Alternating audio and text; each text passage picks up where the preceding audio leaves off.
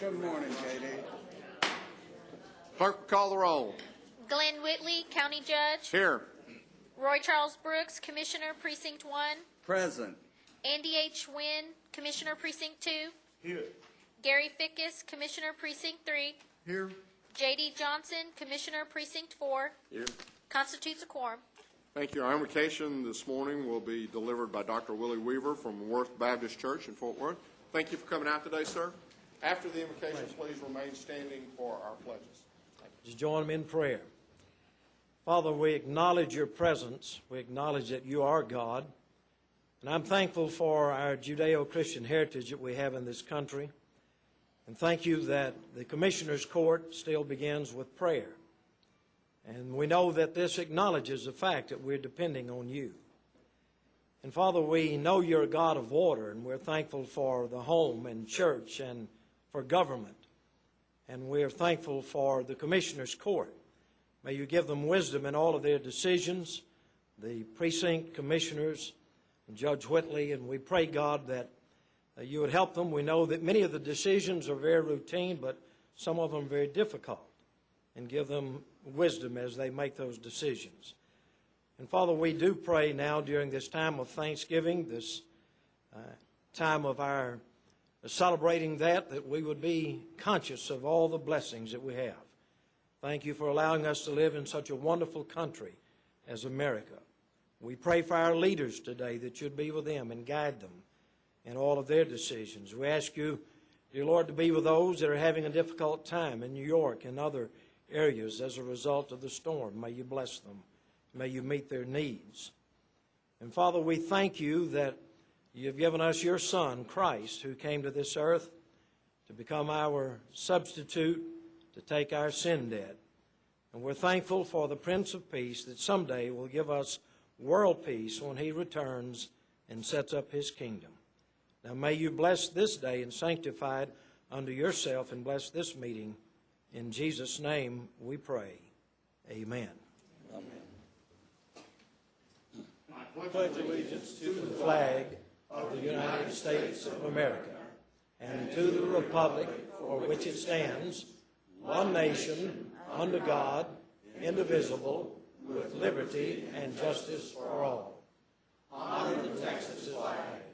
I pledge allegiance to thee, Texas, one state, under God, one and indivisible. Thank you again, Dr. Weaver. Appreciate it. Have a good Thanksgiving.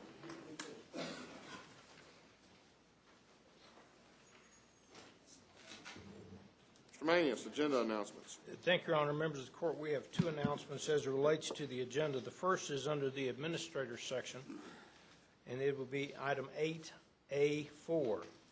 This is a contract amendment between Tarrant County and the Housing Partnership. There is a revised court communication. There were some minor language changes that we made in the supportive documents, and we've included those in your book.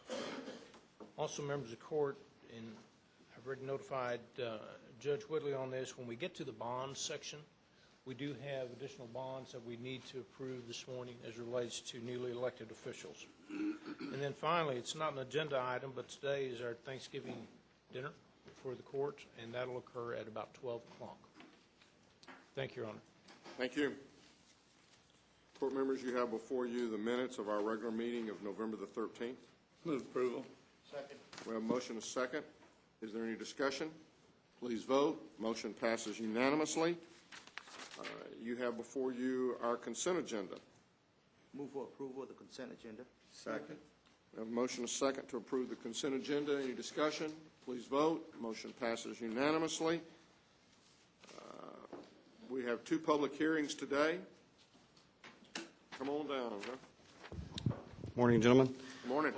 It's requested today that the Commissioners' Court consider the placement of a stop sign on Chase Landing at J. Rendon in Precinct 1. Move for approval. We have to open a public hearing at this point in time, and I need to ask if there's anyone here wishing to speak to this matter. There being none, then I will close the public hearing and Move for approval. Second. we have motions and second. Any discussion? Please vote. Motion passes unanimously. Our next one. About 300 feet south of there, we have another request for y'all to consider the placement of a stop sign on Willow Chase at J. Rendon, also in Precinct 1.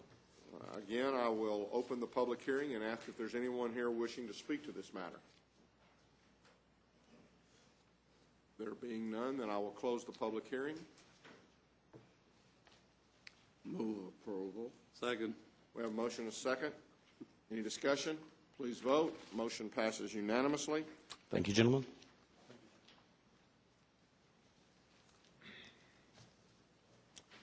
Members of the court, if we can go to the administrator section. We have two additional items we'd like to bring to the court this morning. The first, we're requesting that the court approve an MOU between Tarrant County and the City of Crowley, which will transfer the ownership of a swiftwater rescue watercraft, outboard motor trailer, and accessories, which were purchased by the 2010 Homeland Security Grant Funds.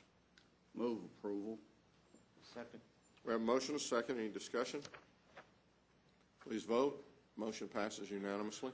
Members of the court, on item number 2, we're requesting that the court approve an acceptance of a gift of an outdoor educational shade pavilion from the Tarrant County Master Gardeners Association Community Enabling and Demonstration Garden, which is at the Resource Connection. Move approval. Second. We have a motion and a second. Any discussion? Please vote. Motion passes unanimously. Thank you, Your Honor. Thank you. Ms. Tidwell? Whoops. That is an outstanding facility. Anybody who has not seen it needs to go take a look at it. I've seen it. Thank you, Your Honor. We have two items for consideration and action today. The first is the Public Funds Investment Act requires an annual review of our investment policies, and we have done that and concluded that we're happy with the way it's established, and we have no recommended changes at this point. We would seek your approval of that. Move approval. Second. We have a motion and a second. Any discussion? Please vote. Motion passes unanimously. The other item is the quarterly investment report for the quarter ended September 30th, 2012, listing the results and the holdings, and we would request that that be received and filed. Move to receive and file. Second. We have a motion and a second to receive and file. Any discussion? Please vote. Motion passes unanimously. Thank you very much. Ms. Glenn? Move to receive and file personnel agenda. Second. We have a motion and a second to receive and file personnel agenda. Any discussion? Please vote. Motion passes unanimously. Thank you very much. We have two additional items for the court this morning. The second item, we're asking the court to approve a waiver of terminal benefits for the district clerk's office. The fiscal impact is outlined in your court communique. Will be approximately $4,000 to the general fund, excluding fringe benefits. Really?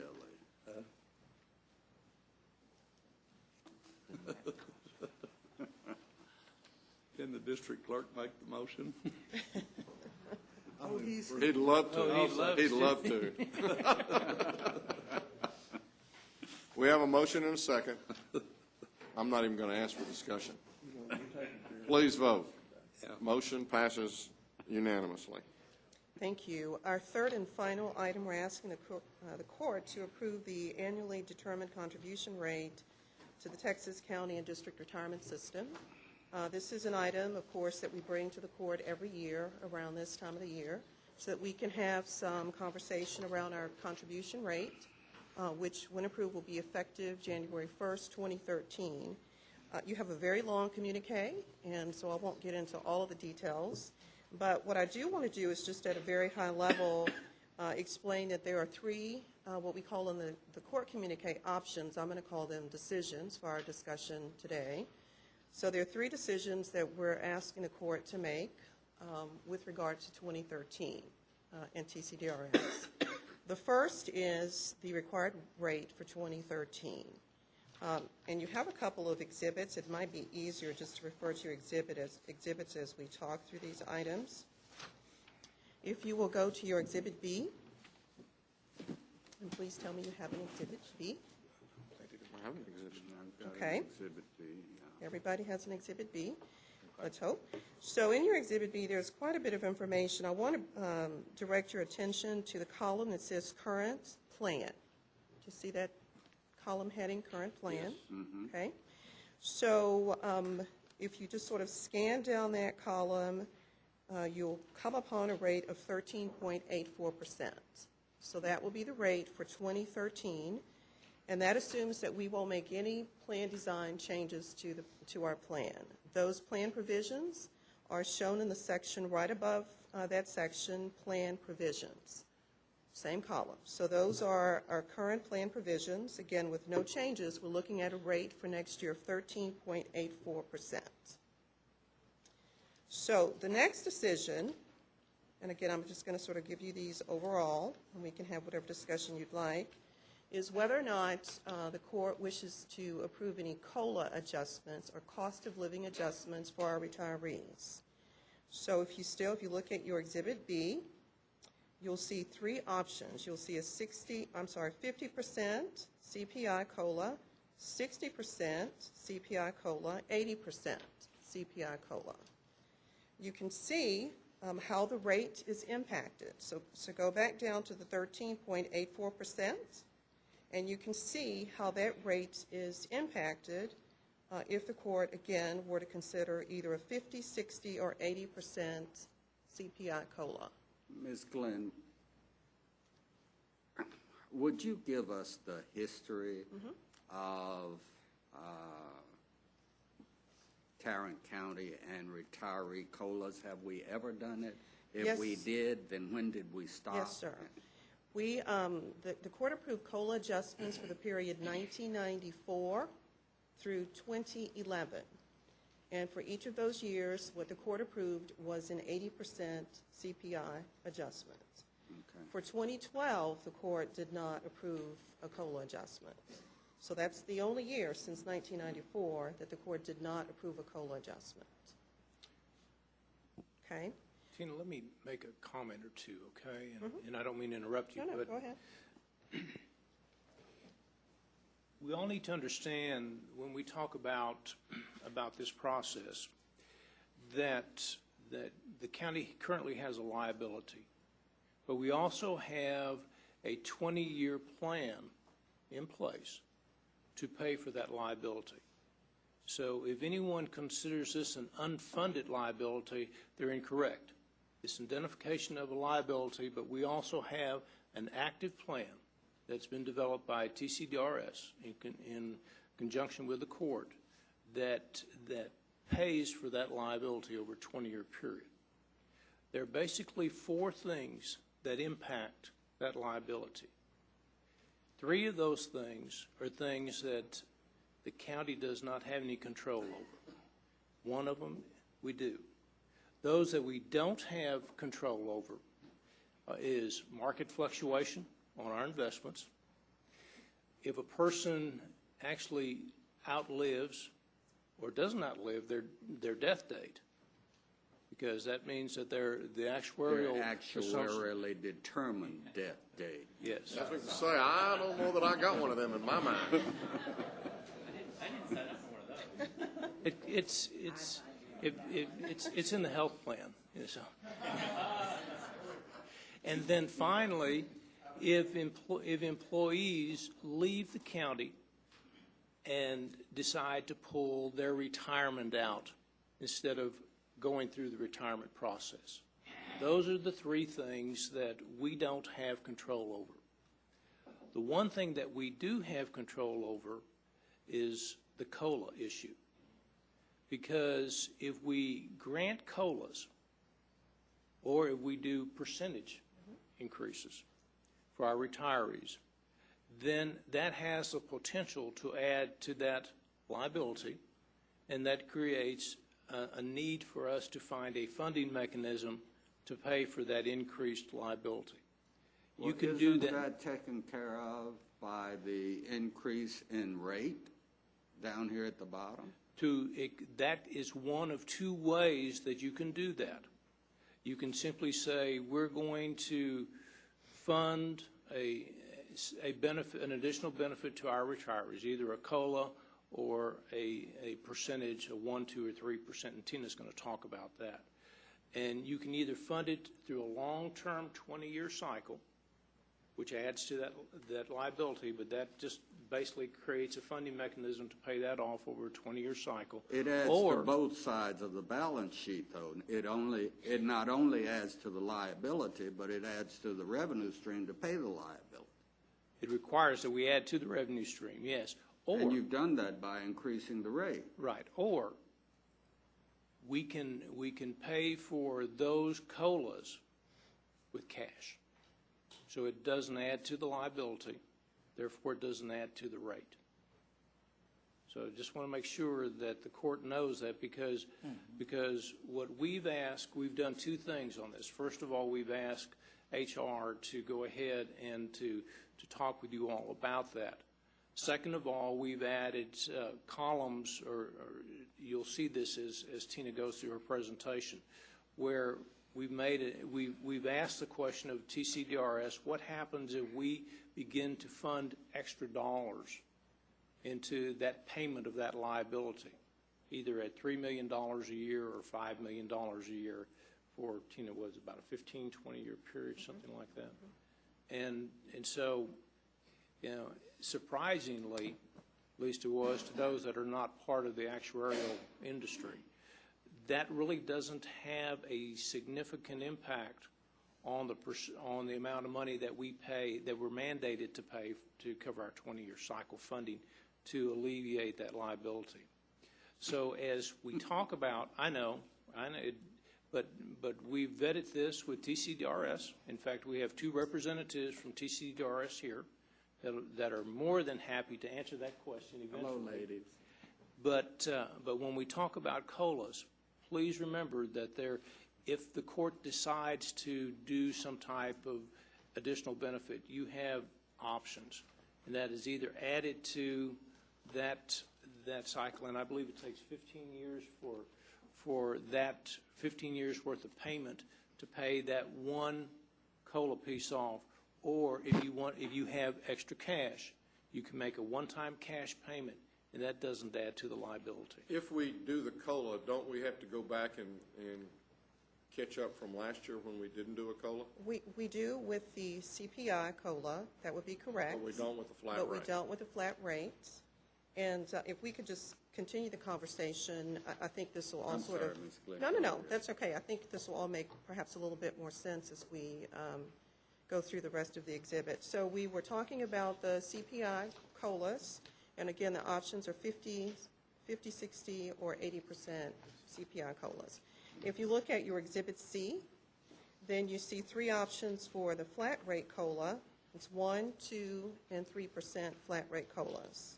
And again, if you sort of scan down, look for the 13.84, and then you'll see how that percentage is impacted if the court approves a 1, a 2, or a 3% COLA. And to your point, Judge, with the flat rate COLA, the difference between it and the CPI is with the CPI, you are making whatever adjustments are necessary to make sure that the pension has not been impacted by inflation. With the flat percent COLAs, 1, 2, or 3%, we would simply take whatever pension Commissioner Brooks would have if he had a pension, and then adjust it by 1, 2, or 3%. I hope And like so- heck I've got a print. I was fixing to say that. Whenever the time comes, whenever the time comes. So that's the primary difference, and as Mr. Maney has pointed out in both these exhibits, if you go down to the very next section, Plan Assets and Liabilities, you see line 8, that's our unfunded liability. And so you can see the impact on the unfunded liability if we were to simply approve those changes, and then you can see how the rate changes. But the other option, as Mr. Maney's pointed out, is that we can actually pay those sort of what we call upfront. Okay. And in your court communique, and I apologize, we're going to... Going back Yeah. to this line 8, Yes. the alleged Yes. unfunded liability, And that's a good way to describe it. it's still covered by the 20-year plan to pay that down to 0. That's correct. With unfunded liability, and really it's sort of a misnomer because we are actually funding our pensions as we go. Absolutely. Employees are funding their pension because we have a 7% required contribution. All employees do, all full-time employees do. And then the county is actually providing funding as well every pay period to TCDRS. So really unfunded is a misnomer because we actually are funding as we go. The unfunded liability is basically the difference between the assets, those monies that we have saved for retirement, and then those future benefits that we promised. So that really is the unfunded liability. But we are funding Let me be sure as we go. We're not going to get to 20 years and we're not going to have a zero balance because we've got other employees who will come on. The only way we ever get to zero balance is and it'll only happen for a given year. Right. Because the next year, something will have occurred that was not quite as we have expected, as Mr. Maney has mentioned, and it could either be we're overfunded or it could be underfunded, but Or we'll investments. never get to the point, again, unless we're willing to write a big check. We'll get to a zero balance on this number that is a snapshot on this day at the end of 20 years. Except that there'll be another number on line 8 at that point in Absolutely. time. There'll be other line 8s, but on this particular line 8, there's a 20-year plan to pay it out, and I would assume that on every future line 8, there would be a 20-year plan to pay it out. Right. Now, I guess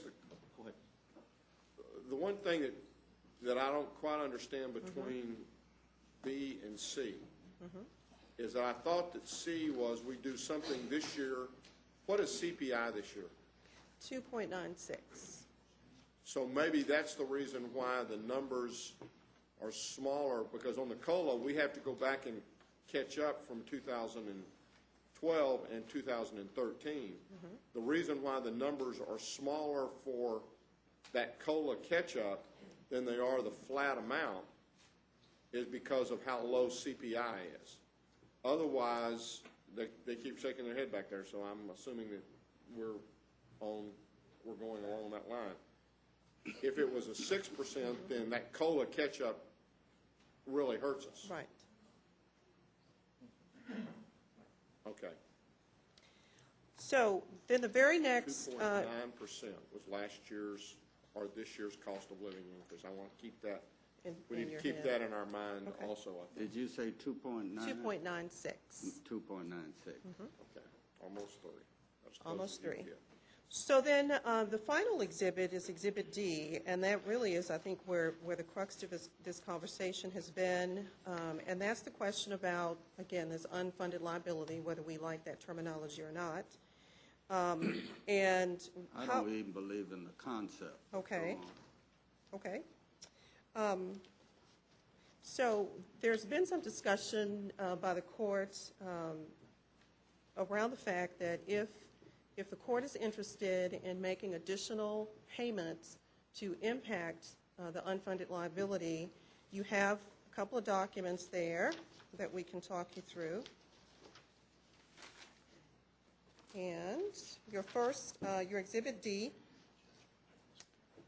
we're providing you with 2 options to consider if the court wishes to. Where are those? Exhibit D. You there? Okay.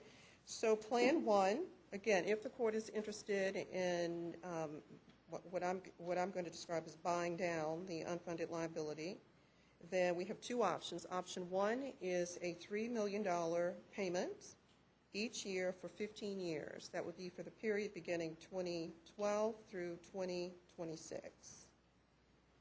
Or Plan 2, which would be a $5 million contribution, additional contribution, for 15 years for the same time period. So the question then becomes, if we were to do that, then how does that actually impact that rate?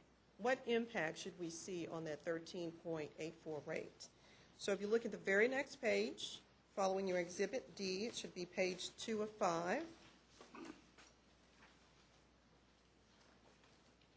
You actually see years 2012 through 2036. 2012, you see 12.99, which is what we've been paying this year. 13.84, and I'm sorry, I'm looking under the current plan column. 13.84%, again, is what we've been told by TCDRS that we'll need to set aside to fund benefits for 2013. To the right of that column, you see Plan 1. Remember, that's the additional $3 million payment. And then to the right of that is Plan 2, the additional $5 million payment. So when you just sort of compare those columns, you can see that with either the $3 or $5 million payment, we're not going to see any change in the expected contribution rate until 2014. And so you can sort of scan down the column to see that comparison. What is our annual payroll estimate? You know, I looked back in September and did some projections on what FY12 would end up, and I came up with around $211 million, countywide excluding CSCD, even though they participate in our retirement system. So what I'd like to do, if the court doesn't have any questions for me at the moment, and I'll be back, but I'd like to ask Christina Acuna. Christina is our account rep with TCDRS. I think you all have met with Christina previously, and have her cover any items perhaps that I've left out. I assume that you all might want to have some discussion, because one of the questions that I had was I was expecting to see more of an impact to that contribution rate with those additional payments, and so I've asked her to talk a little bit about that as well. Christina?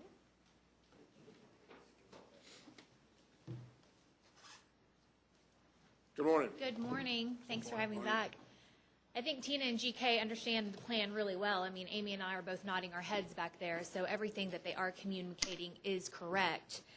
She did want me to address the additional funding that's projected that you're seeing in this Exhibit D, as far as why the $3 and the $5 million for 15 years is not making a big impact. And the reason for that is really predominantly two reasons. One, we're working with a big number to begin with. Right now, the unfunded amount at this point in time, as Commissioner Brooks said, is about $166 million. So, and growing. And it's growing because we're forecasting that we are only 4 years in to the 10-year smoothing of that 2008 loss. So if that number continues to grow, it's just that the $3 and the $5 million isn't making a large enough dent in that big number to reduce or to offset the rate. The other thing that's impacting the unfunded amount, aside from the 2008 investment losses, are those previous years of COLAs that had never been pre-funded. So from 1994 through 2011, you were basically stacking 15 years of unfunded liability for the cost of those COLAs to the retirees. Going forward, it is the recommendation of TCDRS that if you do want to adopt a cost of living adjustment, that at least that is funded in advance, so that it doesn't continue to add to any liabilities that you as a court do not have control over, mainly what's happening with that investment return. The other thing that I got to thinking about, basically what we're saying is, what's the impact of the $3 million? In one scenario, we would pay the $3 million over the next 12 months. In this scenario, we simply pay it up front at December, and so in effect, y'all are assuming an 8% earnings, I bet.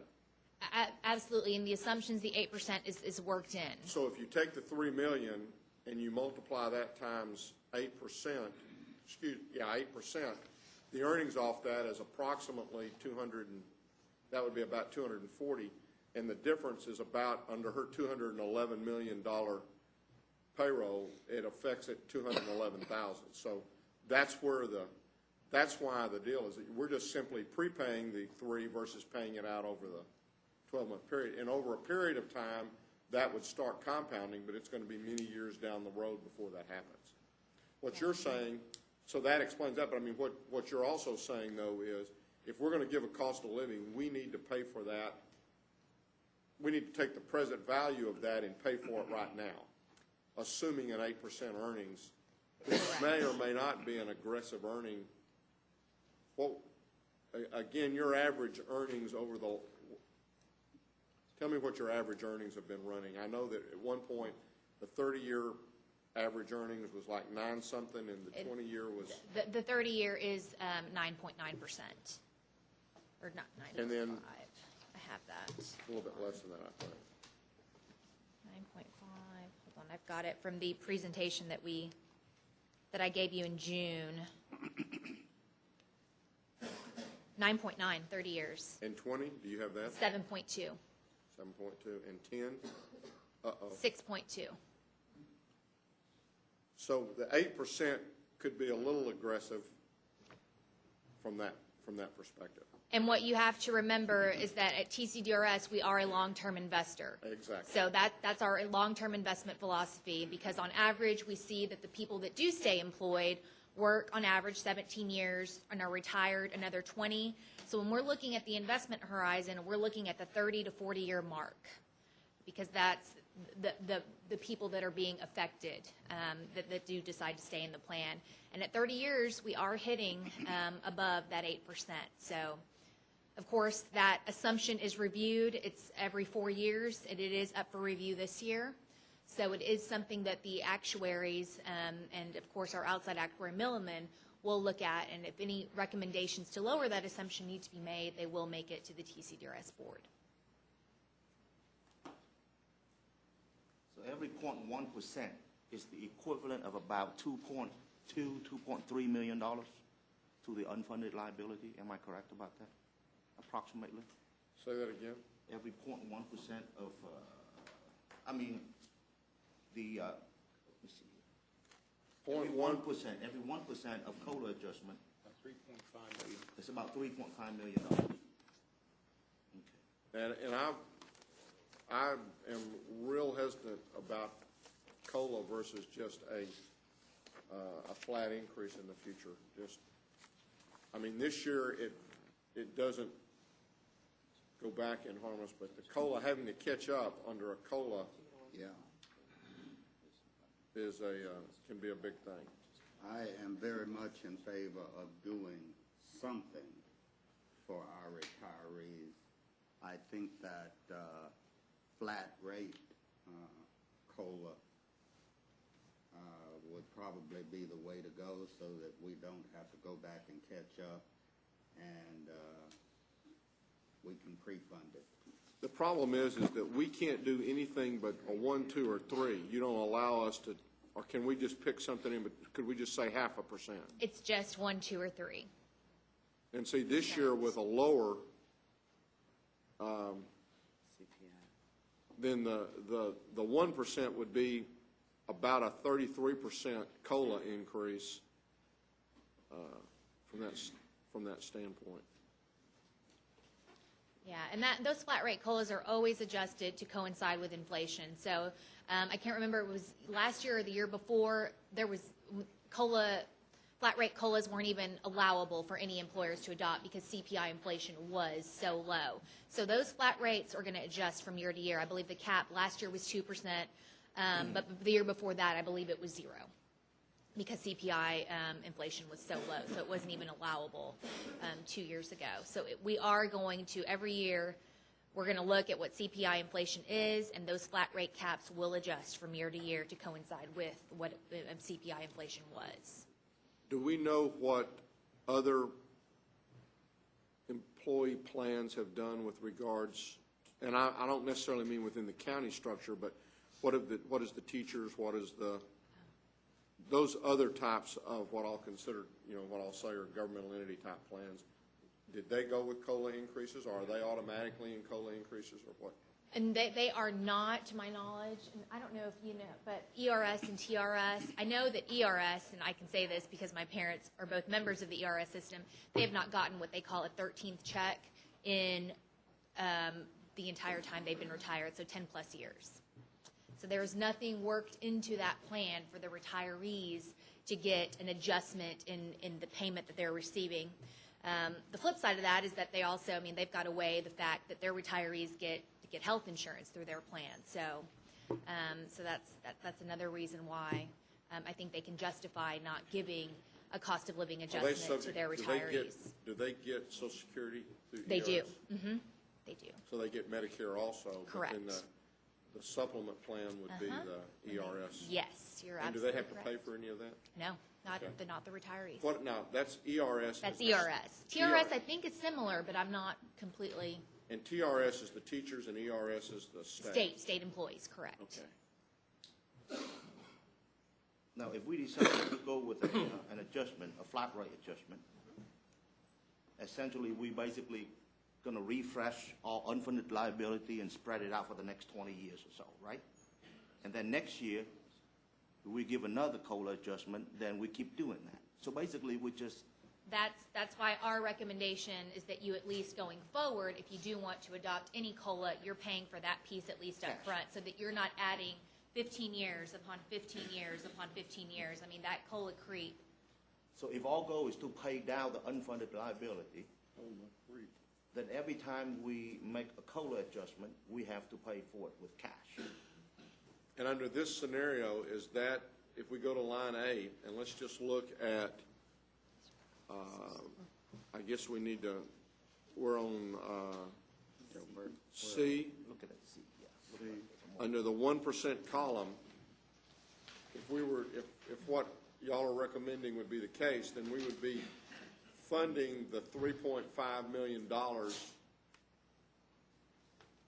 Now, that takes care of us this next year,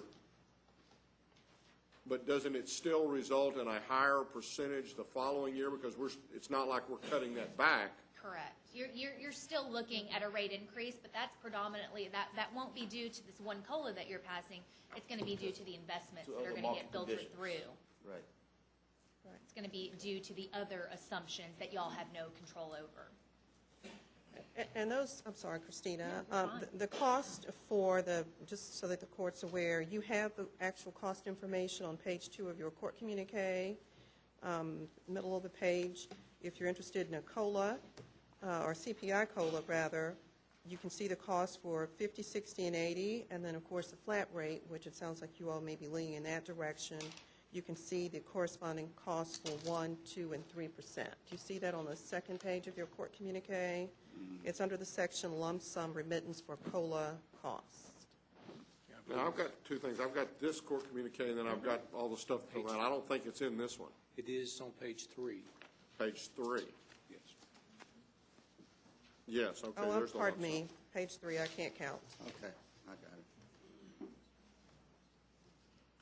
So this is one of those unique years when, given the three choices of the lump sum, if we were funding it, we might actually be a lesser amount by adopting the COLA.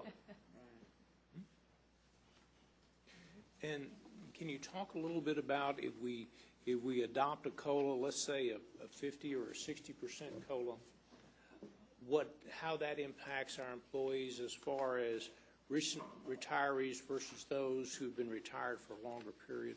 Yeah, the CPI definitely is going to take each retiree into consideration, look at how long they've been retired, and give them and replace their income or their lost buying power. We look at whatever the total lost buying power is for each retiree in the CPI situation, and then the CPI will replace a percentage of cumulative lost buying power. So if somebody's lost $100 since they've been retired total in lost buying power, 50% is going to replace or give them back $50, 80% $80, so on and so forth. So it's taking each retiree into account.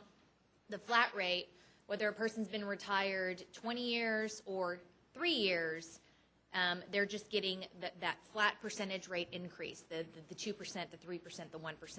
So really those flat rate ones benefit the more recent retirees. The CPI benefit those that have been retired longer because they've lost more purchasing power since they've been retired for a greater length of time.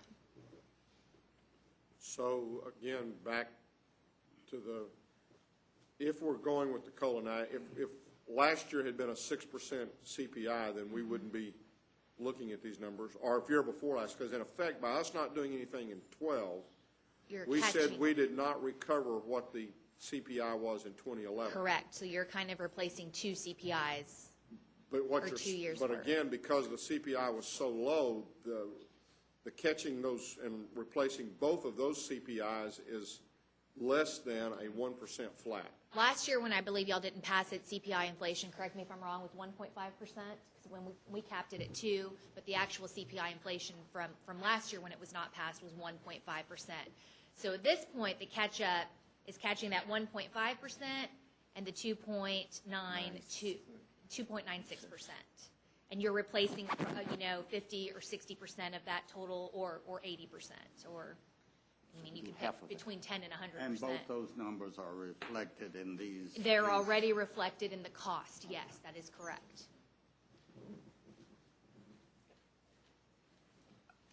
From a, give me a specific number. If we do any one of these, let's say the 50% CPI COLA, how much impact will it have on the individual retiree approximately? I mean, are they going to get an increase of $20 a month, $100 a month? Well, if it was 1.5, let me see if this, I think if it was 1.5, and let's just say 3, that'd be 4.5. You would then take, if we did 50% of that, you would take 50% of the 4.5 and you'd come up with 2.25%. So everybody's retired. Y'all start shaking your head yes or no when I get finished, but you would take that 2.25 and multiply that percentage times whatever their retirement is. So if they were getting, $100,000 a year, let's say they're getting $10,000 a year, then they would get an extra, I guess, $225 on an annual basis. And are we looking at, we've got percentage increases on average for the different CPI COLAs. So for instance, with an 80% CPI, if y'all went back to that, on average, all of your retirees, and we're showing 3.6%? About 3.32% increase. For Is the the bean 50%, counted? about a 0.59%. 100% would be replacing about 6.74%, or would be increasing their average benefit by that much. Now, I guess the question is, we have to make this decision before December 31st. Actually, we have to, and correct me if I'm mistaken, it's my understanding that we've got to let TCDRS know our decisions by the 17th of Correct. December. But then if we want to make any cash payments in the way of COLAs or additional payments in the way of unfunded liability, we have to remit those payments by the 31st of December. So, if y'all would like a little bit of time to think, then we don't have to take action on this today. We've got a couple of more meetings. Our last meeting is, I believe, December the 4th? 11th. So we've even got another meeting. Then don't we have a little meeting, right? And but that's going to be past the day we have to let them know. We could send money if we want to send money on that day, but we'll have to make a decision by December the 11th on this. And I don't see anybody just anxious to make that motion today. No. Thank you. Can I ask you one more question? Sure. Well, I mean, anybody, you got any more questions? Can you talk a little bit about our budget for this amount? I mean, we basically, from comparing our fiscal budget from 2013, 2012, we already have a pretty significant increase. Are we prepared to handle $2, $3, $4 million of lump sum payment? Of course, we got a combination of things that we're talking about here. We have a set aside already for a lump sum payment. So we can still make that lump sum payment, or we can say, looking at the rate information here, maybe that's not the best use of our money, and use it toward prepaying a COLA or some sort of percentage increase for the retirees. So that's already in there. Okay. The rest of the story also is that when we go forward in preparing the projections, we're looking at the initial information TCDRS has given us and trying to read everybody's minds. What are we going to do? And that's one of those difficult things to come up with. So we're looking at their percentages of increases here, and we're using what we call a blended rate, because we've got 3 months of our old 2012 rate, which is 12.99%, and we're using 9 months of some projected increase. So we do have a projected increase in there, even if we gave a COLA without prepaying it. So we are prepared either way we go. If that makes any sense. It's a long way to say we're okay. Now, I was going to say, it's a long way to say that we've got the money budgeted. Correct. yeah. Okay. But a Now, lot Tina did say, I believe Ms. Glenn did say somewhere in her presentation that even if we prepaid the unfunded liability, if we paid additional dollars on the unfunded liability, we wouldn't get much bang for our buck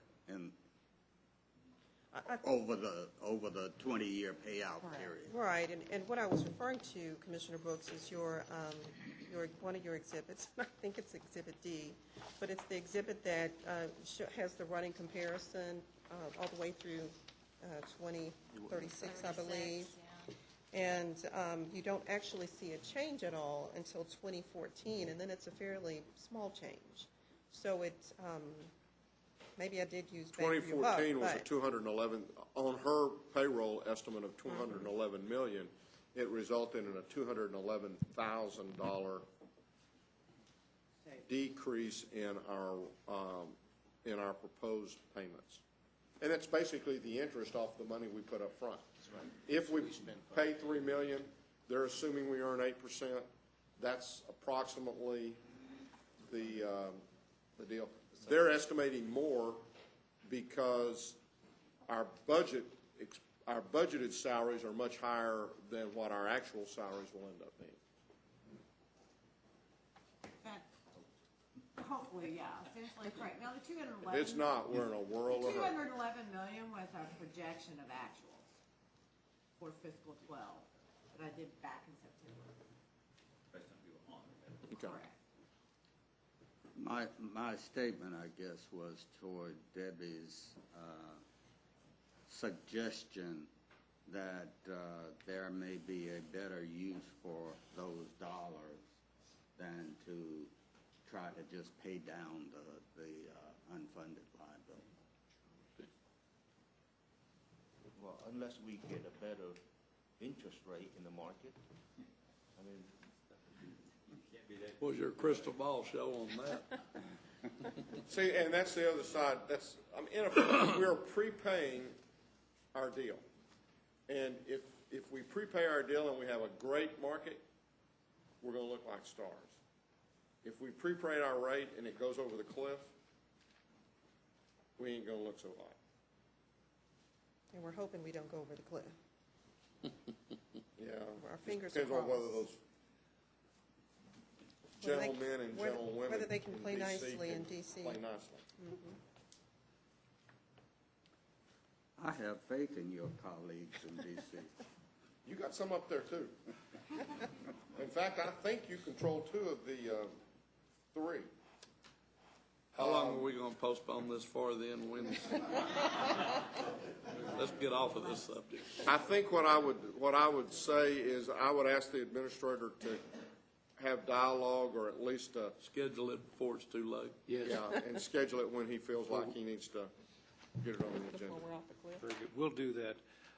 I would like to say a special thanks to TCDRS. We've been on the phone with them for many, many meetings on this thing, and they've been very invaluable in helping us understand this issue. They always have been. Yeah. Very Thank helpful. you very much. And I'd also like to, with all the discussion that's swirled around, pension plans, I will tell you that this cash balance plan, which is what TCDRS and what we're in, has continuously been kind of focused on as the way to go. And so I feel very comfortable with those folks. And they've helped. I know I'm working with this GASIC and with GASB on some other things. And GASB's also looked at this, and I appreciate Paul and everybody's efforts down in Austin on this and their help with that regard. Well, thank you. I will definitely take that feedback back to Austin. So we appreciate having us out. And y'all have any more questions? Thank you very much. Okay. Happy Thanksgiving to everyone. Thank you. Same to you. Thanks. Maybe a letter of thanks to her boss. Yeah, we'll do that. Yeah. Let's get a letter out. Mr. Beecham, and while Mr. Beecham is coming forward, as I scan by Public Health, I would like to announce that Public Health in their United fundraising goal, they have more than doubled. So your other departments might want to take heed of everything that they've done out there. They've been doing a great job. And surprisingly enough, nobody has bid up the ability to put a pie in my face. So, you know, there's still opportunities out there. We may do it without bidding. How'd you do this week? Sir? How'd you do? It looks like somebody kind of clipped you there. My team took it on the chin, but I think we'll be back in the win column on Friday. We'll see. And how big of an LSU fan are you? I'm a pretty big LSU fan, especially this year with the way Arkansas is playing. Well, I'm trying to get my hands on a Welcome to Fayetteville, Enjoy Your Defeat T-shirt, but they didn't print many this year. Well, if that happens, I'll be glad to wear that T-shirt. But Ron Wright and I have a proposal, choice. Oh, Ron's not, and I noticed that Ron actually stayed in the room this time. Ron has amazingly managed to vanish as you've come forward most of these weeks to take this abuse. Your choice. You can wear a hog's head or a pig's nose for our portion of the agenda, or when the securities capture me putting a decal on the back of your truck this time, you leave it on for a week. That sounds like a whole lot better than me wearing that hog's head, or the nose for that matter. Choice. I don't recommend the pig's nose. It's not a good thing, huh? Now, you mentioned something to me about the parking space. We ain't talking about parking spaces. Agreed. I'll see what I can do for you and Ron if LSU might come out the victor on this. Now, I might be able to come up with a little outfit for you to for a little outfit for y'all to wear. Deal. Okay. 2 items for your consideration this morning. Our first item is a bid award recommendation for RFP 2013-005. This is an RFP for specialized electrical services for facilities management. Recommendation will be toward to the 3 primary vendors as shown in the court communique. Move approval. Second. We have a motion and a second. Any discussion? Please vote. Motion passes unanimously. Our last item is also a bid award recommendation for RFP 2013-009. This is for master property boiler machinery insurance for risk management. Recommendation will be toward to Key and Obscure Insurance Agency for a premium estimate of $430,737. Move approval. Second. We have a motion and a second. Any discussion? Please vote. Motion passes unanimously. Thank you. Thank you. Commissioner Johnson, I believe Move you have approval of item 8M1, A and D. Second. We have a motion and a second. Any discussion? Please vote. Motion passes unanimously. Are there any appointments today? There being none, then we have certain bonds to approve. Good morning. Good morning. Good morning. I seek your approval on the official bonds of the following constables: Clint Burgess, Precinct 7, John David Woodruff, Precinct 2, Harry Dale Clark, Precinct 1, and John H. Siegel of Precinct 6. Move for approval. Second. We have a motion and a second. Any discussion? Please vote. Motion passes unanimously. I'd like to recognize Mr. Parton back there. Did you come up here to see what we're going to do on your retirement? No, sir. I just came up here to fill out my insurance. I know you'll take care of it. It's good to see you. Thank you for your years of service to us. Court members, you have before you the claims, including the addendum. Move approval. Second. We have a motion and a second to approve the claims, including the addendum. Any discussion? Please vote. Motion passes unanimously. Briefing items, Mr. Manius. Thank you, Your Honor. Members of the court, we have 2 items to bring to you this morning. The first is an update on the seasonal influenza. Dr. Brewer is here to address the court at this time.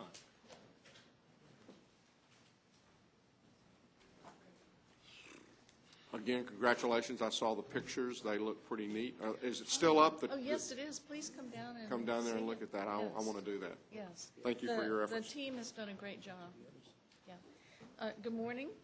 We are doing a briefing today on seasonal flu, and Dr. Anita Kurian is going to be doing most of that briefing, but before she gets started, I wanted to introduce you to the seasonal flu team, and many of them are here today. If they'll stand up, real quick, stand up, folks. Go Flu. Okay. Doug Fabio, Associate Director with Lab and Epi, reporting to him. Dr. Guy Dixon, the Lab Director. Ann Sawyer Caldwell, Associate Director. Public Health Preparedness has our MRC volunteers in it, our educators who are out doing flu education now in the community, and, of course, our flu vaccine. Kristen McElroy, who's in the Epi area, she's our flu specialist.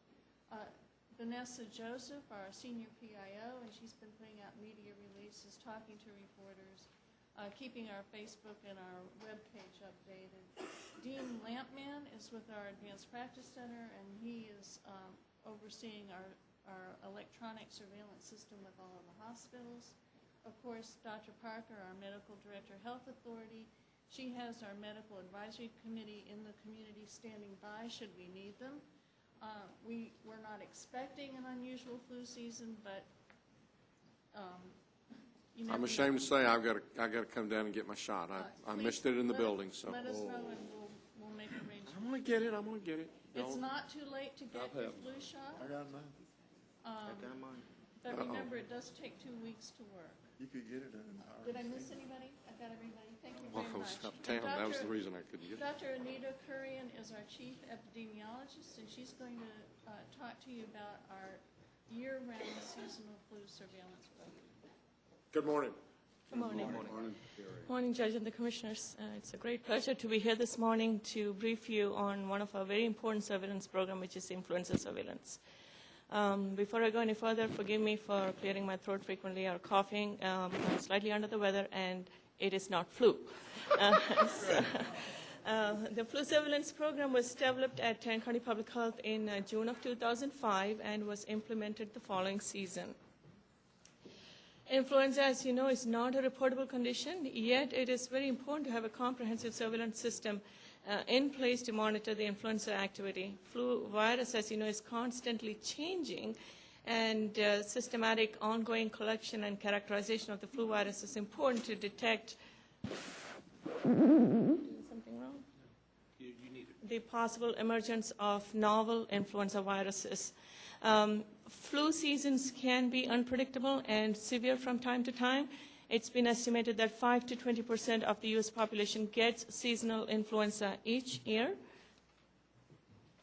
And over 2,000 people are hospitalized each year from seasonal influenza-related complications. Over a period of 30 years, from 1976 to 1996, it's been estimated that influenza-associated deaths range on an average from 3,000 to 49,000 a year. So having a comprehensive influenza surveillance system in our community is important to assess the impact of influenza in terms of morbidity and mortality.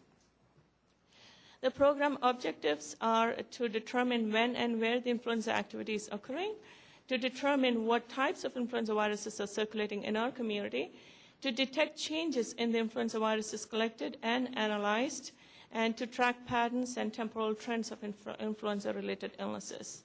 The participation in our influenza surveillance program is completely voluntary, and the number of participants change from year to year. Now, for this current 2012-2013 season, we have 54 participants in our program, and what you see up there is a breakdown of those participants. All 16 major hospitals participate currently in our program. There are 19 doctors' offices, satellite clinics, 3 long-term care facilities, 2 colleges and universities, 2 businesses, and 12 of the 17 independent school districts currently participate in our program. Our surveillance program has 2 main components, the passive surveillance component and the active surveillance component. As part of our passive surveillance component, we request that the participants report influenza-like illnesses and results of the rapid influenza tests, and we request schools report absenteeism data and more recently absenteeism due to ILI data. ILI stands for influenza-associated illnesses. As part of the passive surveillance, we also extract data from our SN system, which is a syndromic surveillance system. We extract the influenza-like illnesses data from this, from these systems. Our active surveillance mainly entails requesting specimens from our healthcare facilities, specimens from patients presenting with influenza-like illnesses. And these specimens are tested in our lab, and you'll see that in a bit. I've been talking about influenza-like illnesses. Although all influenza-like illnesses are not attributable to influenza per se, but it is the most widely and most accepted proxy measure for influenza. And it's defined as a patient who's presenting with a fever of 100 degrees or more and cough or sore throat in the absence of a known cause other than influenza. The specimens, like I mentioned earlier, we collect up to 20 specimens per week. And the number of specimens on an average vary from 10 to 20 depending upon the week and where we are at the, in the season, in the influenza season. All specimens that are collected are tested in our North Texas regional lab using real-time PCR. It's a lab technique used to detect amplified DNAs. And these specimens are tested not just for influenza, but also for non-influenza viruses that are listed up there, which are RSV, parainfluenza 1, 2, 3, adenovirus, human metapneumovirus, and the rhinovirus. And this is one of the unique feature, I should say, of our influenza surveillance program, that we not only test our specimens or do surveillance for influenza-related, for influenza viruses, but also for non-influenza viruses. And the data that we collect, influenza season, as you know, goes from October through May, but our surveillance system goes on year-round, and it's modeled mainly after the CDC's influenza program. Our weeks are modeled after the CDC's weeks. They begin from Sunday through Saturday, and the surveillance participants are then requested to summarize the weekly data and then submit that week's data to public health by Monday or latest by Tuesday morning. And once we get the data, we compile the data, we resolve any anomalies, look for aberrations, and we generate weekly reports. And these weekly reports are then disseminated to our surveillance participants and other stakeholders every week on Fridays.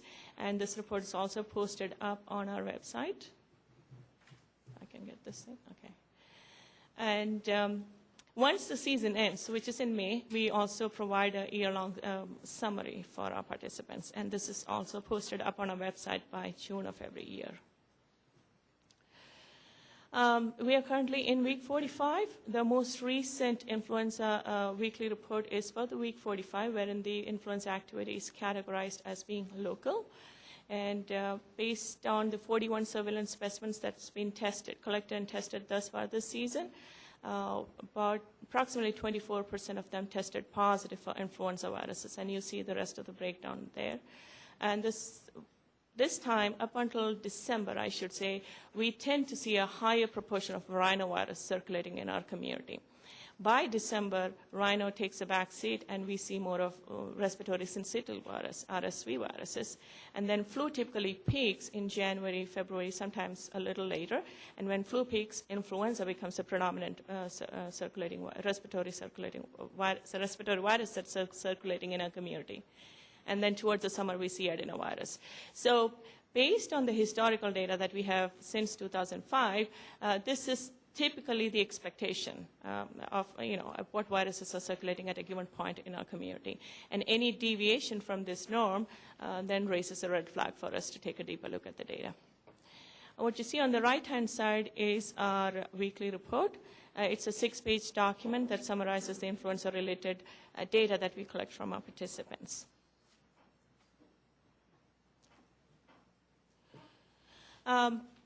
Our surveillance system is considered as one of the robust surveillance systems here in the state, and from time to time we are called upon to provide inputs and guidance and also participate in many of the pilot programs, influenza-related pilot programs that are put forth by the state. And over the years, we've been recognized twice at the national level by NACCHO, which stands for National Association for City and County Health Officials. various components of our program has been recognized. So in summary, influenza surveillance helps us to track when influenza is occurring, where it's occurring, and who are affected, so we can better target our education and prevention efforts. I want to end with our public health campaign for flu for this season, which is Give Flu the Boots. You see some of our public health folks in their favorite boots giving flu the boot. And as part of this campaign, we've developed various toolkits geared towards various target audiences. And the toolkit consists predominantly of basic flu facts, resources for flu prevention, guidance documents, and other flu-related resources. And the audience that we've targeted this year are schools, daycares, universities, small businesses, faith communities. And so all these resources are available on our website. And we have vaccines in all our public health centers, so if you have not vaccinated, please do so as soon as possible. And I want to end by thanking you for your time on behalf of public health. Thank you. Any questions? The vaccine that we're taking this year is projected to be effective against the strain that you expect that we'll see this year? Yes. It's too early in the season to make predictions about this, but the data thus far collected here locally, statewide, and nationwide states that the vaccine is in alignment with the strains that we are seeing currently circulating in our community. Thank you. Okay. Right. So I can go to any of our public health clinics and get my shot? Absolutely. Flu peaks in January and February, so you still have time to do that. So excited. You got yours, Mr. Manius? I'm in the process. Mr. Manius has a little fear of needles. We have flu mist available. So. For those of us that pass out. Mist for babies? Oh, 2 to 49 years old, okay. All right, well, education begins at home, so. Keep educated. Thank you very much. Thank you. Happy Thanksgiving. Thank you. Same to you. And to you, Dr. Perry. Members of the court, we have one additional item. This is item B, which is a presentation regarding participation in the City of Mansfield TIF Incremental Financing Reinvestment Zone Number 2, which is historic Mansfield. Ms. McMillan is here to address the court. Judge, Commissioners, the City of Mansfield is proposing establishment of a 292-acre tax financing reinvestment zone that's anchored by Main Street and will provide for support for the continued revitalization and redevelopment of historic Mansfield, linking the area to proposed future transit-oriented development around a future commuter rail station at the site of the historic train depot, and supporting street, sidewalk, and trail improvements that will provide for safe, pedestrian-oriented circulation in the historic downtown. Felix Wong, the Planning Director from Mansfield, is here to give a presentation on the plans for the historic Mansfield Tax Increment Financing District. Good morning. Good morning. Good morning. Good morning, Mr. Wong. Appreciate you being here. Thank you. Appreciate the opportunity to talk to the Commissioners Court. Mayor David Cook and City Manager Clayton Chandler send their greetings. Also here with me is Brad Longberger from Gateway Planning Group, who has been helping us with the study to put the TERS together. I want to say that the Commissioners Court is certainly familiar with what a TERS do, how it works, base value, incremental value, and everything in between, and additional value due to public and private investments. Lisa McMillan has done a great job summarizing on our proposal on the TERS. So with the PowerPoint presentation today, I want to concentrate more on why we're doing it, the purpose, and a little bit on how we're going to accomplish it. To begin with, in Tarrant County, City of Mansfield and the City of Grand Prairie are the only two authentic historic downtown that we have in Tarrant County. I know a lot of our citizens in Mansfield and South Arlington want to spend time in those historic downtown areas and seek the experience. Sometimes, just like me, they go outside of Tarrant County and go to places like Old Town Burleson, Waxahachie, and Ennis, or maybe even as far north as Denton is within a short drive. The issue on that is that when they do go to those places, They are spending money and spending their time and building property value outside of Tarrant County. So the purpose that we're wanting to accomplish in the historic Mansfield area is by using historic Mansfield as a focal point, as the core, and building around it, as you've seen in this map, containing 220 acres, we hope to bring some of those people staying home closer to Mansfield and within Tarrant County. You see in this map right here, to the north and south of the historic downtown area, there's an area that reaches further north towards the Mansfield Post Office. That's because there's an area that we anticipate some future growth. And also there's a finger that's going far south on South Main Street, across the street from the Mansfield Industrial Park. That's also an area that we expect some future growth in the next 25 years. The area on both east side and west side along the corridor, East Broad Street and West Broad Street, those are stable neighborhoods because all the dollars that the city has spent in the last 20 years stabilizing those areas, making sure that they do not turn into a slum area. I mentioned earlier that Gateway Planning is working with us. We've conducted an assessment in the entire area, opportunities, potential opportunities, what we are missing in terms of opportunities in future development. This is a very busy map. I want to show you an image of it just so that you know that this is not a pie in the sky. We actually have some solid planning study activity behind it. As a result, what we're projecting that we could achieve in the next 25 years are the list of future growth that you see summarized in this table on the screen. We can come back to it during the question and answers. This is a list of public improvement projects that we're proposing to do on the TERS, just like any TERS. I'll come back to that towards the end. The total dollar cost is $15.1 million when you add everything up. Again, I'll come back to it. Just like any TERS, you're familiar with the base value. It's sitting at $37.5 million on the bottom of the screen. Over the next 25 years, we projected that it will increase to $173.4 million. The increment that you see in the light brown or the salmon color, that's what will be the difference between the base and what we projected to be the future ad valorem property values because of the project that I've shown in the last slide. And of course, the important thing is how much revenue can we project to capture from the future growth.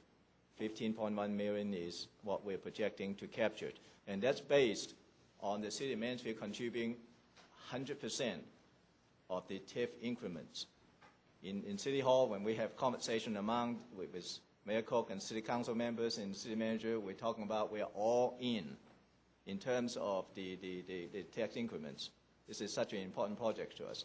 What we're asking the Commissioner's Court to consider is a 75% of your tax increment in the future.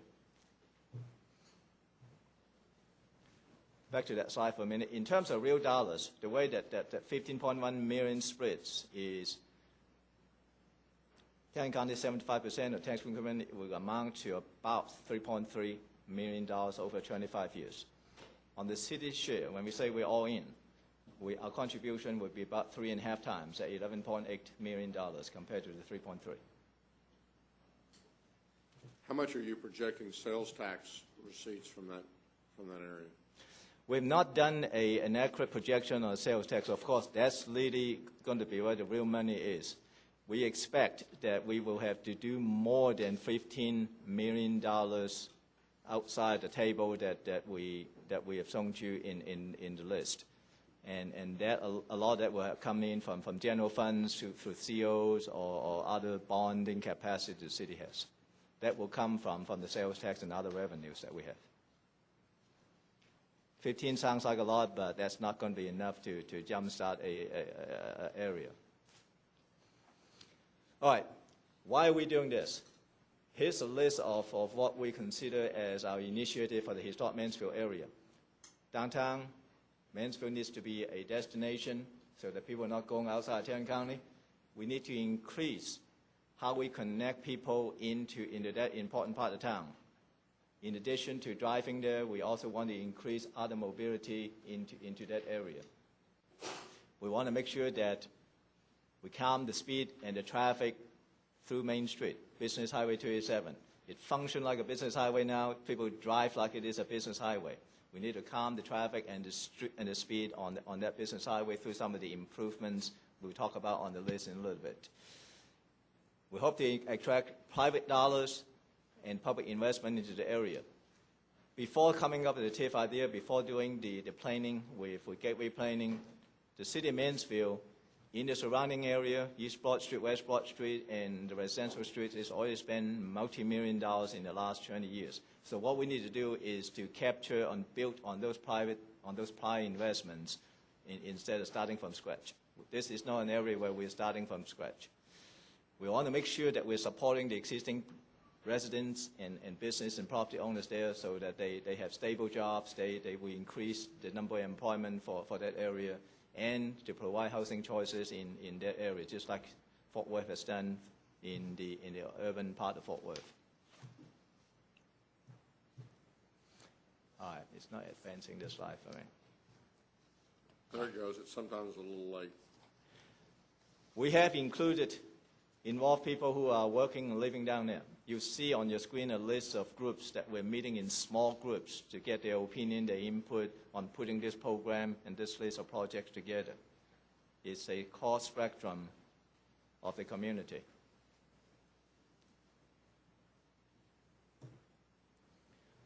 This is the redevelopment master plan that Gateway Planning had helped us put together. It's an overall plan from north to south, including the North Main Street and South Main Street on both sides of East Broad. On the right-hand side of the screen, you see a creek corridor that I'm going to refer to called Pond Branch. It connects to the upper right-hand corner. There's a little patch of green there. That is an existing park. It's very popular, Catherine Rose Park, that we want to connect Historic Mansfield to through the Pond Branch corridor. This is the north end, a little closer in, looking at the master plan. The creek corridor, again, I'm referring to Pond Branch. Right now, it is a forgotten area. You see a lot of green space that backing up to that creek corridor with building and businesses that back up to that green corridor. We're not trying to build more parks out of it. We consider that economic development opportunities, just like much like what Fort Worth has done along the Trinity River corridor. I was just having dinner at Woodshed on the Trinity River corridor. That's what we envision. We're not trying to build more park and recreation opportunities there. To the north end of downtown, disconnected from downtown now, is existing Town Park and Catherine Rose Park. The problem with that is that it's not connected to the historic Mansfield area. On South Main Street, south of Broad Street, there is an existing fire station there now. It's adequate to serve the entire area, so we do not need to build more fire stations in the area. We also have adequate police protection in the area, so we do not need to build more police station for the area. That is an off-site, outside the turf area that you take care of this area. But what is not adequate in this area is the existing density on residential, the existing square footage among the commercial businesses and retail and employment density in the area. It's a business highway where you drive down, you notice lots of gaps in between buildings. What you're seeing in the master plan here, we're closing the gap by putting additional buildings into that corridor. And further development up against the Pond Branch watershed that I mentioned earlier, just like on the northern portion. Using that as economic development opportunities. I wanted to drill down a little bit more to show you the project, what we're proposing to do. A while ago, you heard me mention that there are parks, Town Park and Catherine Rose Park to the north side downtown that is not connected, disconnected from downtown. So one of the first projects we want to do is to connect the historic Mansfield area to the existing facilities. There's a post office up there. There's a neighborhood up there. There's also an elementary school up there that are disconnected from historic Mansfield now. By building a trail connection on both sides of North Main Street, we hope to make that connection both in using pedestrian and bicycle path as a connection, not just motor vehicle connections. South of there, we hope to increase the visibility of the historic Mansfield area by providing 2 monuments. The same monument that we are building on the other end of East Broad Street on Freeway 287. This is an area that we want to have identity just like the east side of Mansfield. Further south of the monuments, just like you've seen in a lot of urban area, whether it's Magnolia Avenue or other urban part of Tarrant County like Grapevine, we wanted to have a wider sidewalk in front of the storefronts. On the sidewalk, you have vertical elements such as street trees and street lights and parallel parking adjacent to the street. You're familiar with that scene? We're trying to recreate that in historic Mansfield, out of the business highway. When you cross into the historic downtown block, we want to treat the intersection of right north of the historic downtown block so that, again, it announces a sense of arrival into a special area. When you drive down the historic downtown block, the middle lane will mimic some of the pavement treatment on the intersection. When you cross over into the southern part, in South Main Street, you cross another similar intersection, so that those 2 intersections with special treatment and the center turning will act like bookends and a spine along the historic downtown block. And then when you exit the downtown block into South Main Street, we want to reconfigure it into, again, another urban boulevard, similar to what I just suggested. Wider sidewalk in front of the storefront, street trees, street lights, and parallel parking. One of the first projects, even before the adoption of the TERS, you may have heard in the Star Telegram, is that a Merrill Mushroom is coming to the intersection of East Broad Street and South Main Street. We're lucky that the owners of Merrill Mushroom by Arlington Music Hall and the one near TCU, those 2 owners are residents of Mansfield for the last 12 years. They decided, well, we want to build a Merrill Mushroom in their own town. So that property will happen that project will happen in 2013. I want to show you a cross-section on the connection from historic Mansfield to the post office, the elementary school, and the park. Using the existing highway right away, you see 2 hike and bike trail, 14-foot wide on each side of 4-lane highway. We're not taking away any traffic lanes over tax dot objections. All we're doing is using the part that is currently underutilized, using those as hike and bike trails. If you look closely, I've indicated a label on the aerial photograph where the current shoulders are. Those are really wide shoulders, 18, 19-foot wide shoulders. It does not affect any of the traffic lanes. By taking in those shoulders, I think we could have those 2 bike trails. I've never seen any pull off into those shoulders. It's wasted pavement.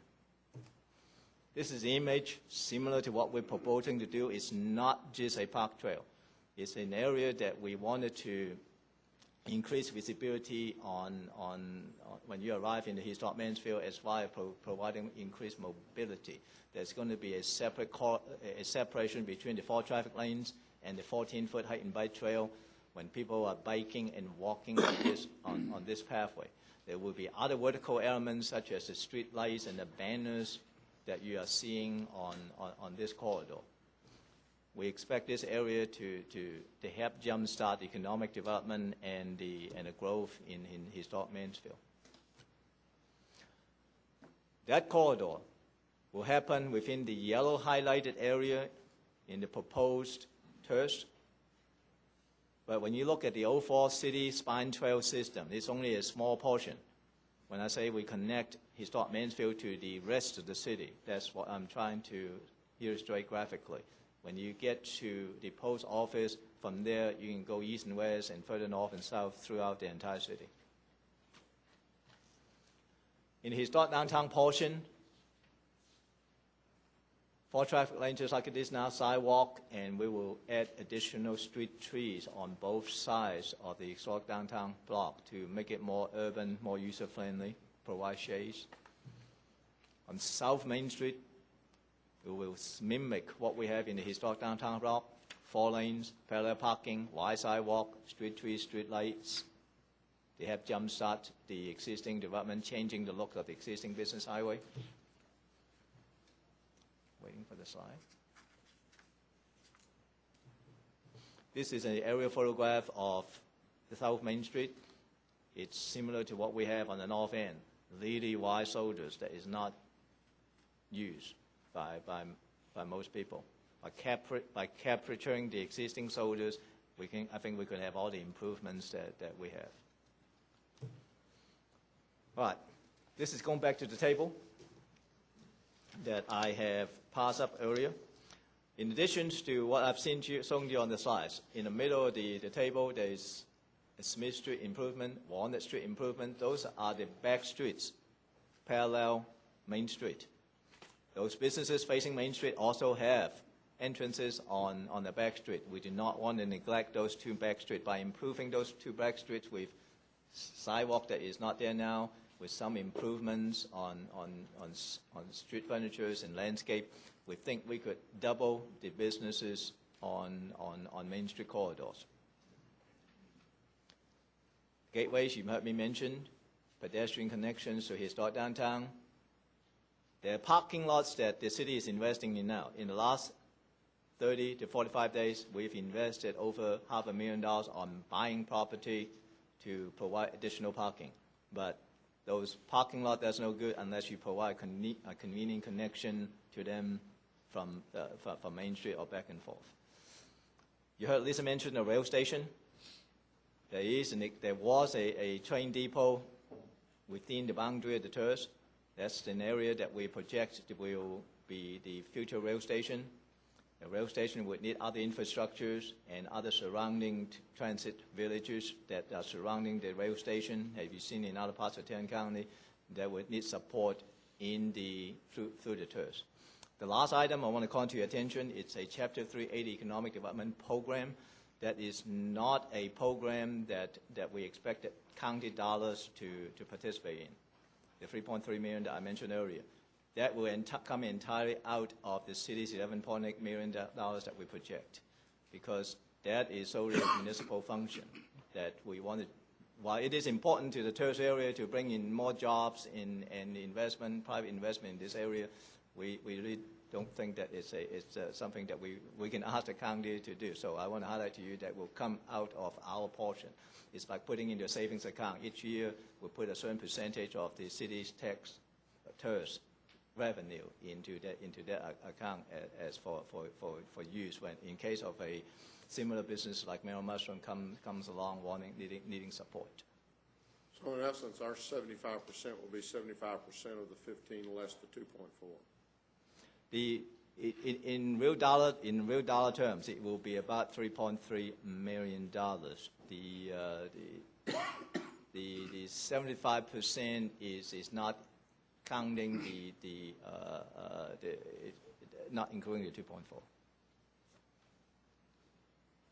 We'll make sure that in the interlocal agreement we come back for in January, that's clearly defined and spelled out. Mr. Wong, I understand that it is not possible to include the entirety of a city in a TERS district. We wish we could. However, I am concerned about that historic African American community that surrounds West Broad Street.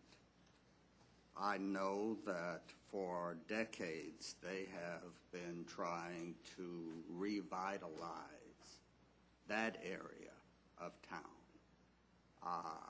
You mentioned that the city had spent millions of dollars revitalizing both East and West Broad Street. Would you speak to me about what's going on in that neighborhood surrounding West Broad Street so that I can feel a little bit more comfortable in dealing with this TERS district request?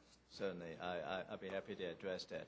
We need to think about historic Mansfield as a central business district like it once was when the town was first originated in that area. It was a central business district that provided employment and support to the neighborhood beyond both east and west. I had an experience about a month ago driving out on West Broad Street looking at some of the streets that we have done through CDBG money over the last 20 years. streets like Cotton, Sayer, Billingsley, Wilson, and Redder. And I come back and talk to the city engineer.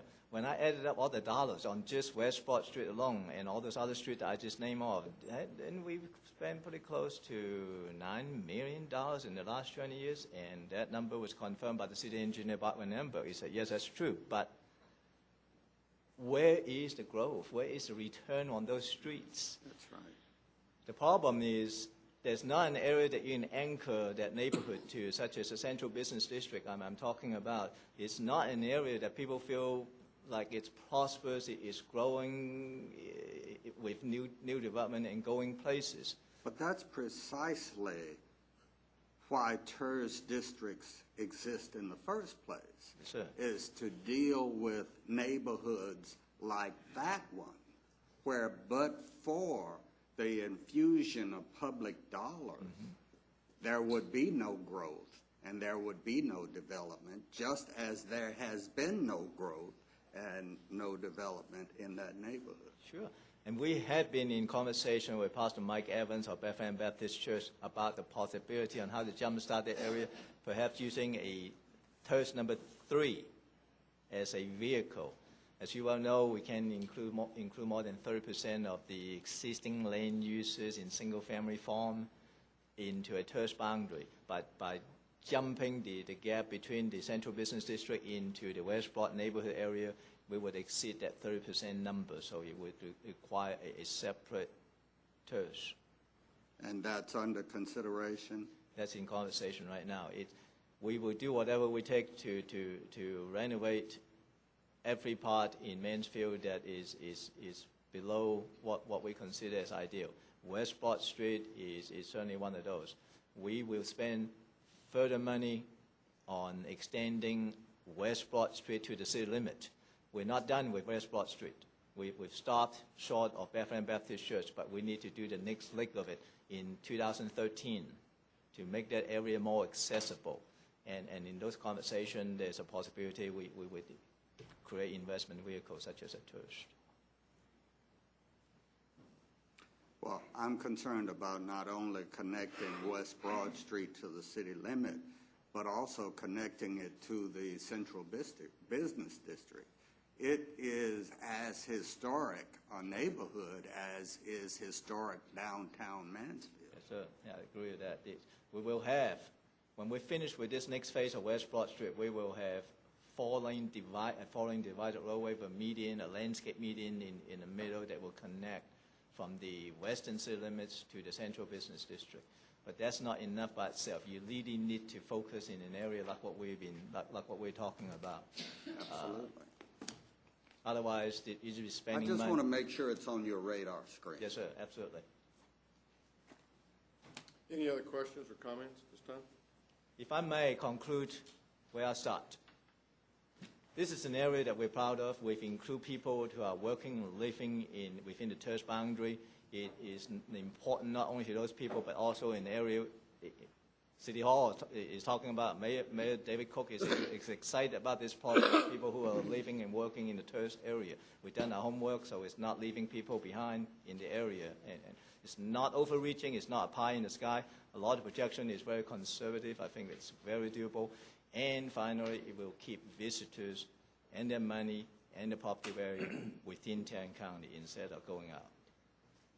Thank you very much. We appreciate your presentation. Now, did you have a question, Commissioner Figgis? Go ahead. I'm sorry. It's probably to Lisa. Lisa, in the past, when we've done TIFs and TERS and all the combinations hereof, haven't we sometimes asked the cities to possibly 75% is a pretty good sized number for 25 years. Haven't we asked them to participate with some of the sales tax dollars? We that have. also come in from these developments?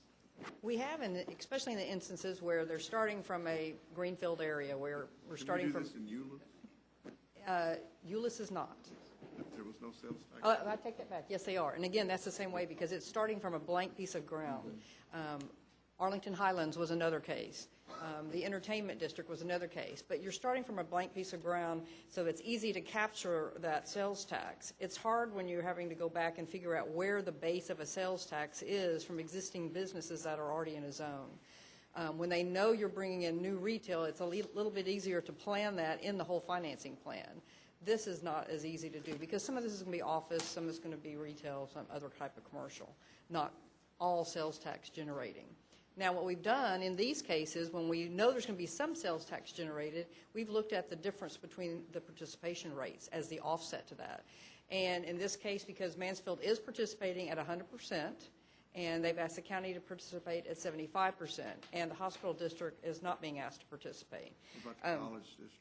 In the college district right now, they're not included in the plan. They've been kind of reticent lately, it seems, to be participating in some of the districts. They're going to go to the college district and see if they can, and that may change this plan a little bit, but right now they're not figured in. When we look at that, over that $15.1 million over the 25-year time, that is $11.8 million is going to be funded by the city and $3.3 by the county. So there's a substantial difference there.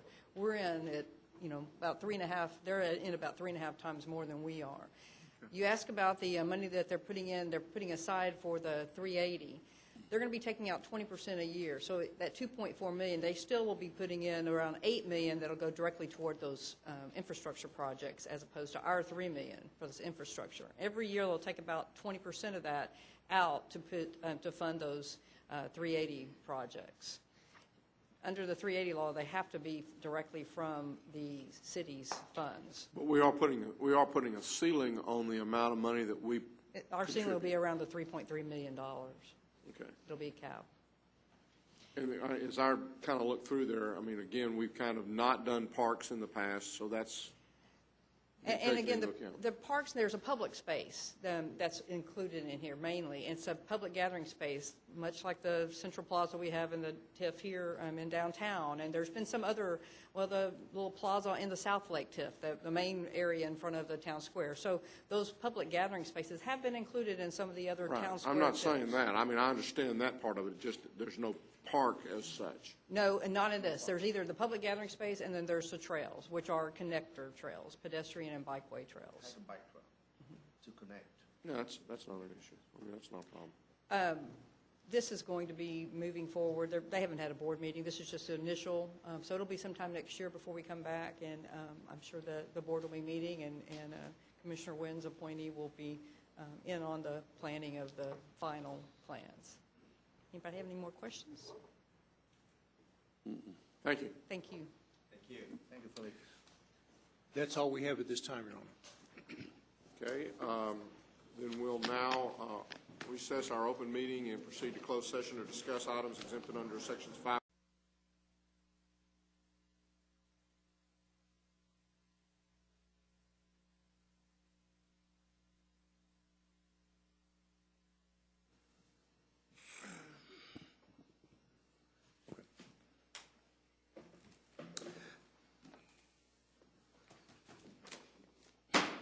Having returned from our closed session and there being no business to conduct at this time, we are adjourned. Y'all have a great Thanksgiving. Thank you.